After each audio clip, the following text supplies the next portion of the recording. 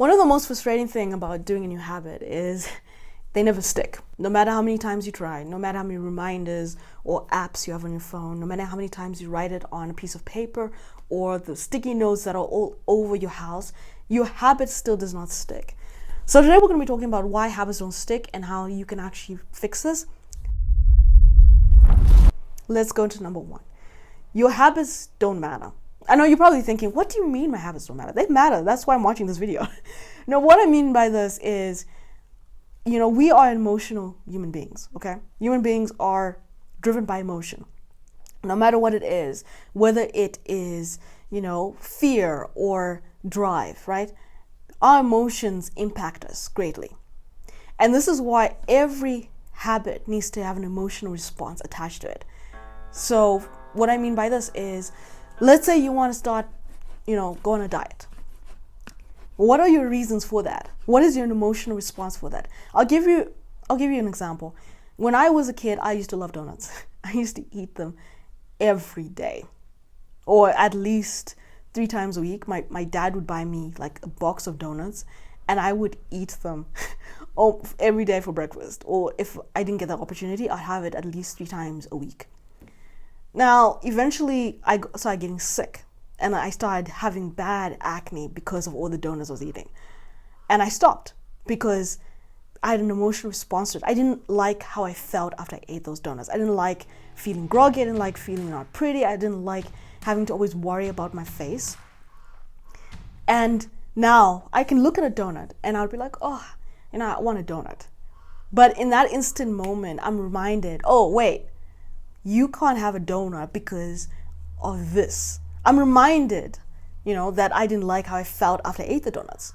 So now I don't eat donuts, crave them here from there. But because of my emotional response, the emotional attachment, I'm no longer, I can fight it. I can resist the urge to actually buy a donut. Okay, so every habit needs to have an emotional response strong enough to actually push you to actually do the habit.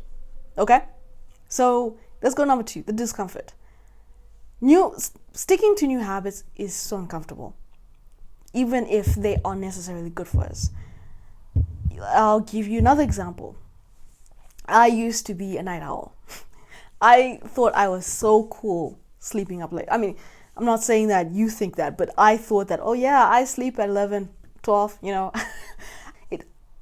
So that's what I felt back then, that I was in the cool club because I was sleeping late. And, I wanted to wake up early because I wanted to be more productive, because I realized that waking up early was better for my well-being, and also generally I could do things a lot quicker and I didn't have to rush and I didn't have to stress. But it was so difficult going from sleeping at 11 and 12 to waking up at 4 and 5. I struggled in the first 3 to 6 months because it was just uncomfortable. Eventually I got there because it became consistent. And I persisted regardless of the times that it would not work. And here's the thing about anything that's not comfortable. In the beginning, it's going to be challenging. In the beginning, it's not going to be easy. In the beginning, you're going to have to push, past so many barriers, because you're like, okay, I have to get from A to Z to B to D, whatever. But it's not going to be easy. The journey isn't going to be easy. However, here's a trick. You need to be consistent. Rome was not built in a day. So no matter how uncomfortable you are, you start with day 1. Day 1, it's a failure, it's a flop, right? Day 2, you start again. Day 3, day 4, day 5, day 6, day 7. I'm telling you, if you're consistent with it, within 7 days, your life will drastically change. You know why? Because you're consistent. It's just the same thing as a person who plays, a guitar every day for 6 years. They're so different from a person who plays a guitar maybe after every, once after every 3-4 months. They never improve because they aren't consistent. So you have to be consistent. Okay. So number 3, we rationalize. Now, I was talking about consistency before. So this bridges into it. often when you're starting with a new habit, it's so easy to rationalize not doing it in the moment. Often we're like, oh, well, I don't feel like it.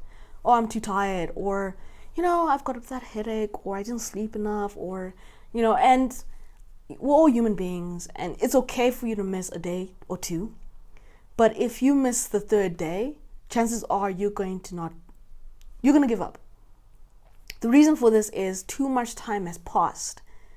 So it's just going to be easier for you to go back to your old routine. However, if you stop rationalizing and say, okay, even if I don't feel like it, I'm going to do it. Even if I don't want to, I'm going to do it. There's a difference between people who are successful and people who are unsuccessful, because people who are successful do things they don't want to do. Think about anyone who's not on YouTube. Most of them didn't want to be on there because of how much work it is. Like literally filming, editing, then doing the cover work. It's so much effort that you have to put in. But despite the fact they didn't want to do it, they pushed themselves. They're like, okay, I don't want to do this, but despite the fact I don't want to do it, I'm going to still do it. You have to literally, quiet the part of your brain that says, oh yeah, there's always tomorrow. You literally got to silence it. Because if you don't silence it, that voice gets louder and louder and louder until eventually it overrides everything that you want to do. Okay?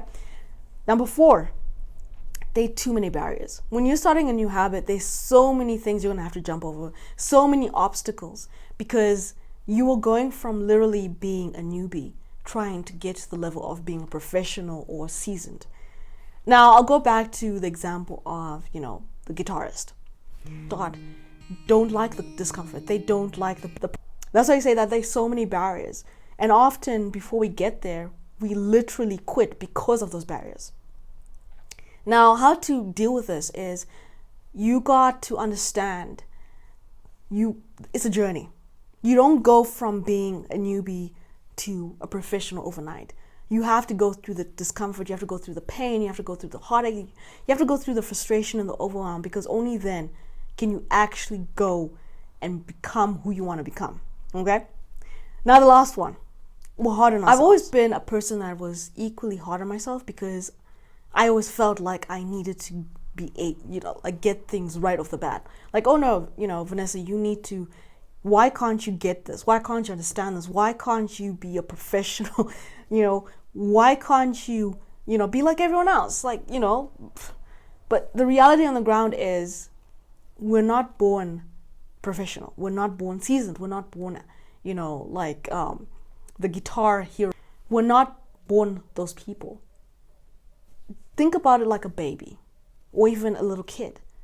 We have to learn to walk we have to learn how to crawl before we can walk. And then we have to walk before we can run. All those things are necessary for us to be able to become to grow up. They're part of the process.